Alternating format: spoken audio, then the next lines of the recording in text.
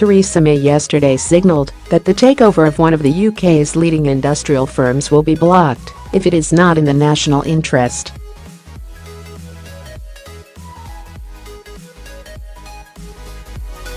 Turnaround specialist Melrose has launched an audacious £7.4 billion bid for GKN in what would be the first major hostile takeover in the UK since Kraft's ill-fated purchase of Cadbury in 2010.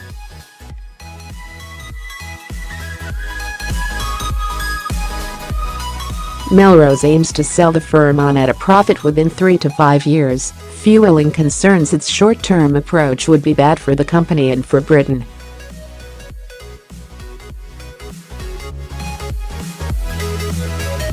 Yesterday, it emerged bankers, lawyers and financiers will pocket up to £140 million if the bid succeeds.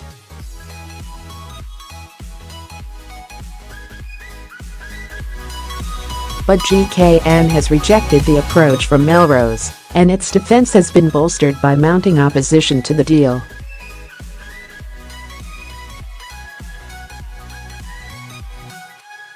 Redditch-based GKN dates back to the 18th century and employs 6,000 in the UK.It, makes parts for the Black Hawk helicopter, F-35 jet fighter, UK Army tanks, the A400 military transport aircraft, and parts for Mercedes, BMW and other leading clients.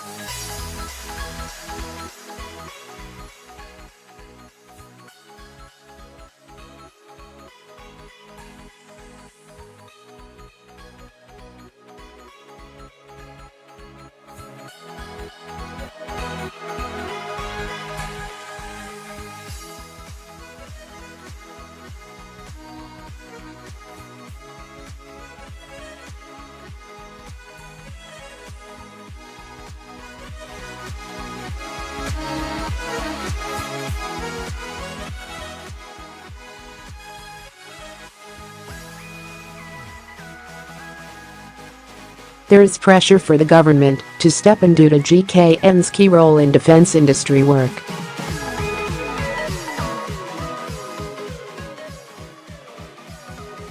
Birmingham Erdington MP Jack Dromey told the Mail after Mrs May's statement, "If she means what she says about putting the British national interest first, then she will act to block the hostile takeover of GKN."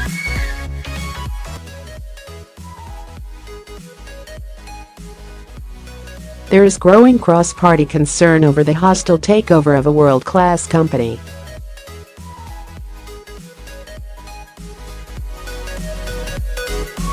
Sir Vince Cable, the Liberal Democrat leader, has described Melrose's ownership as completely unsuitable for GKN.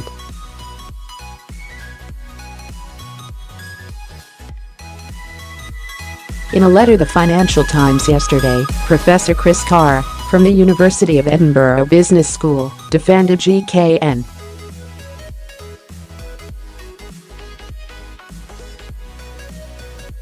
City commentaries supporting Melrose's bid are short-termist and shallow, he said.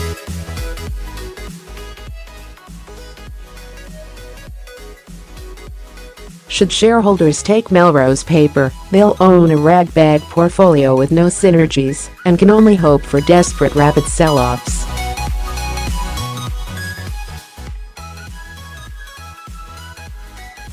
Turning to conglomerates for cheap 1970s-style breakups is bad news for shareholders, pension holders and a government less favourable to blatant short-termism, which recognises that GKN has been quietly the most reliable partner it has ever had.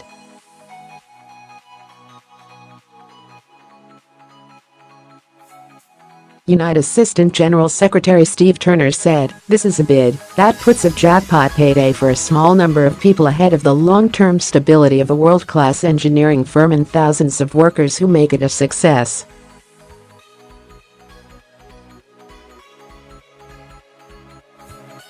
The government needs to stop this. Melrose, run by accountants Christopher Miller and David Roper, and Chief Executive Simon Peckham, bid £7.4 billion for GKN on January 17, based on share prices at the time.